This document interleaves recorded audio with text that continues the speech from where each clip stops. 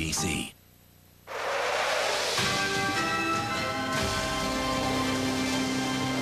This is KNDO.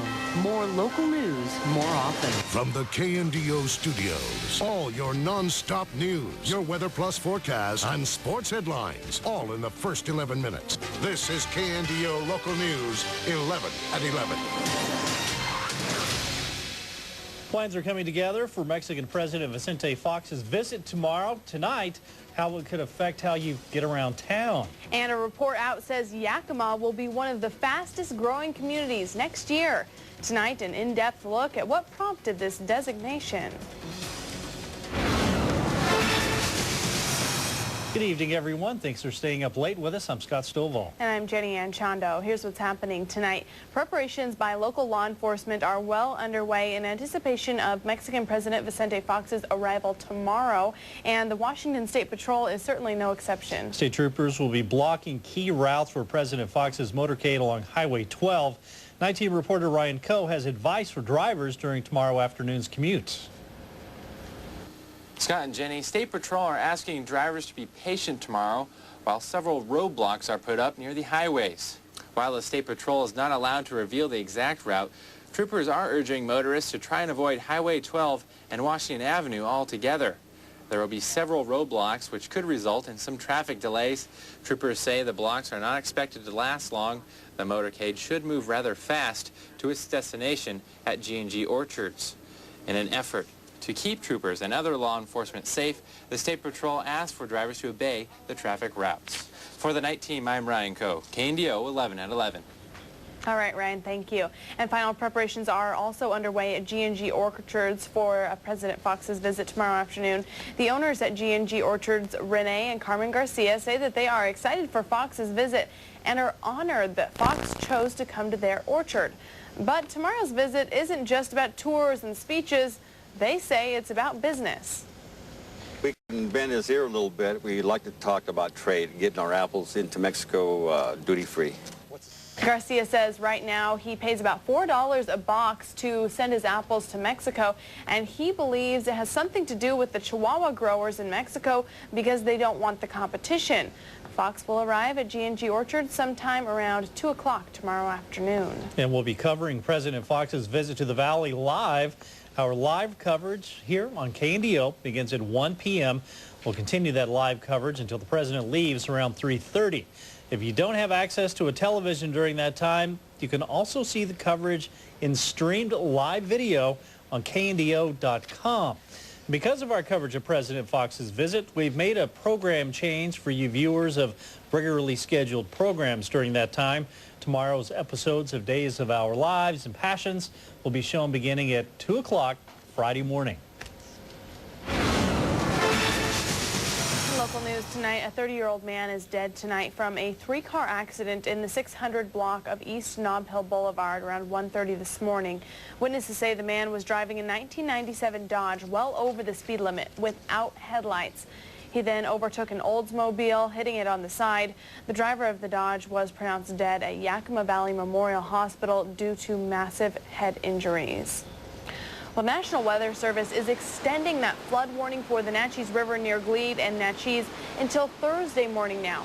At last check, water levels were at 17.6 feet, and that's where they have been for much of the day.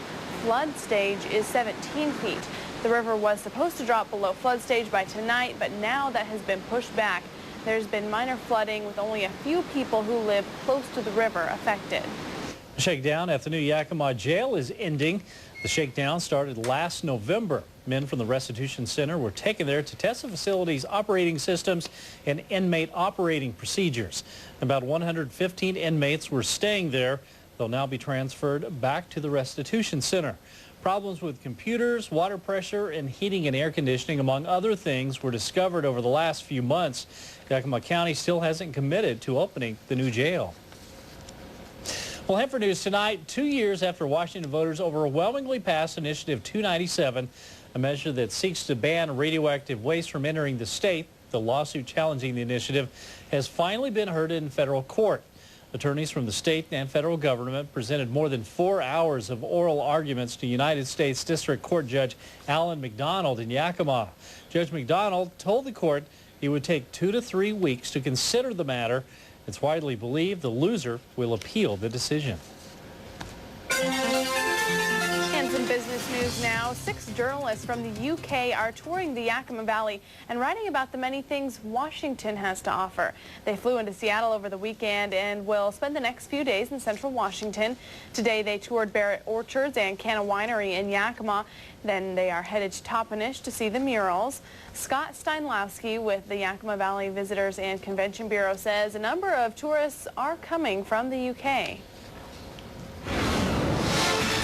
In news around the Northwest tonight, a man who's being held in an Irish jail could be headed back to Whitman County to face vehicular homicide charges. An Irish high court ruled today 27-year-old Frederick Russell should be returned to the United States.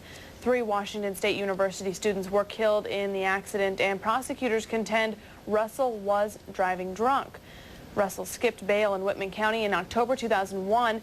Prosecutors say Russell's return could take more time if he appeals the ruling. If not, he could be back in the Whitman County jail in a month or so. Across America tonight, a day after the government announced a computer disk with the personal information of millions of U.S. veterans had been stolen, officials admit that information from their family members was taken too. Veterans are asked to provide the Social Security numbers of their spouses and children. Security experts say the potential for identity theft depends on what the thief was after, but investigators doubt the thieves know what they have. The Senate Intelligence Committee has endorsed Michael Hayden for CIA director. The 61-year-old Air Force general could receive the full Senate's approval as early as Thursday. If confirmed, Hayden would replace Porter Goss. Goss was forced from his job after clashing with U.S. Intelligence Chief John Negroponte. 2 women are suspected of abducting a 6-week-old infant in California. The 2 suspects are accused of taking the baby boy from his 17-year-old mother near her home Monday in L.A. The same 2 women are accused of approaching the mother last Saturday at a 99-cent store and offering to pay $6,000 for him. The mother says she considered the offer but ultimately refused. Continued concerns about inflation reversed a moderate rally attempt, sending stocks lower today. The Dow Industrials finished with a loss of 27 points. The NASDAQ Composite Index down 14, and the S&P 500 dropped about 5.5. Around the world tonight, Osama bin Laden reportedly said in an audio tape released today on the internet that Zacarias Moussaoui had nothing to do with the September 11th attacks. Moussaoui is the only person convicted in the U.S. for the attacks. He was sentenced earlier this month to life in prison with no chance of release. Bin Laden also reportedly said he personally assigned the 19 September 11th hijackers. Violence across Iraq has killed a total of 23 people, including 5 who died when a car bomb exploded in Baghdad's biggest Shiite neighborhood. The blast killed 5 people and injured at least 15 others. Earlier, gunmen in a car shot and killed 4 ironsmiths as they rode to work in Mosul in a pickup truck. In a drive-by shooting, attackers killed 3 day laborers as they drove in a minibus to work at a farm near Bakuba. And World Health Organization leaders say they haven't entirely ruled out a human-to-human spread of bird flu in Indonesia. They say a family of 8 people infected with bird flu may have passed the disease among themselves rather than catching it from poultry. But a statement from the agency says the search continues for a positive alternative source for the exposure. Local news now. Foster parents in the Yakima Valley are being honored for their hard work and dedication. Kids in Care is a local organization that supports foster parents by providing clothes for the kids and parenting tips. On May 25th, Kids in Care will recognize these foster parents during the Foster and Kinship Caregivers Recognition Festival. Just saying thank you to the foster parents who are actually taking the kids in and taking these kids in their home. They're heroes. Really taking, these kids come with a lot of things that need special help. The Recognition Festival will be this Thursday from 4:30 to 7 o'clock. It's being held at the Atanum Youth Park in the Activities Building, which is at 1000 Atanum Road in Union Gap. Chinook Pass may reopen for the season on Thursday. The Transportation Department says crews have finished digging through the 20-foot snow drifts in time to open the pass for drivers on Memorial Day weekend. Lying on Mount Rainier at 5,400 feet in elevation, the pass closes each year due to snowfall. Well, time now to check out that weather and see what you're going to be driving in out there. And it looks like those thunder cells that were around early on this evening are starting to diminish now. But look at our radar when I put it into motion here, and you can still see there are a few out there. In fact, it looks like we're going to be hit with a few more later tonight and tomorrow. Tomorrow's, again, could be some rather severe thunderstorms with temperatures in the 70s and 80s again around our region. 56 now here in Yakima, 63 down in the Tri-Cities. We're headed down to about 46 for that overnight low. And then tomorrow, 73 for the daytime high with a few more of those showers and thunder showers out there. I'll be back in a few more minutes with the 7-day outlook, including a look at the upcoming weekend. But now it's time for your leadoff sports with Scott.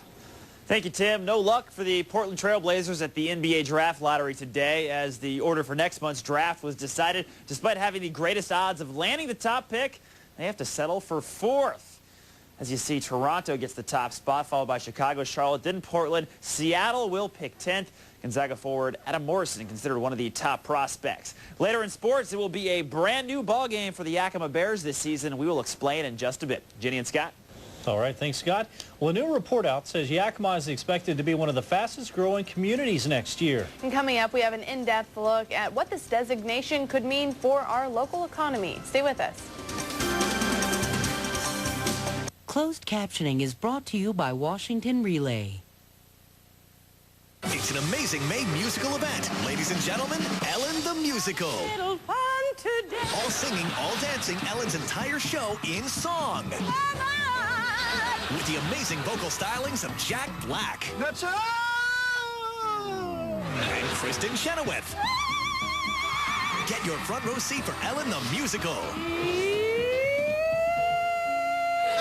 Next on New Ellen. Ellen, weekdays at 4 on KNDO. The Memorial Day sales event is going on now at your Jeep dealer. Save big on the Jeep Liberty, the best-selling SUV in its class. And Jeep Grand Cherokee with a 5-star government crash test rating. And the new trail-rated Jeep Commander with room for 7 and available Command View dual skylights. Hurry to your Jeep dealer by May 31st before the Memorial Day sales event ends. Get to your Jeep dealer for 0% financing for 60 months or up to $3,000 cash allowance on select vehicles. Hey, weren't you on a gymnastics team in high school? Captain of the JV team 2 years in a row. All right. I bet you $1 million you can't vault that car.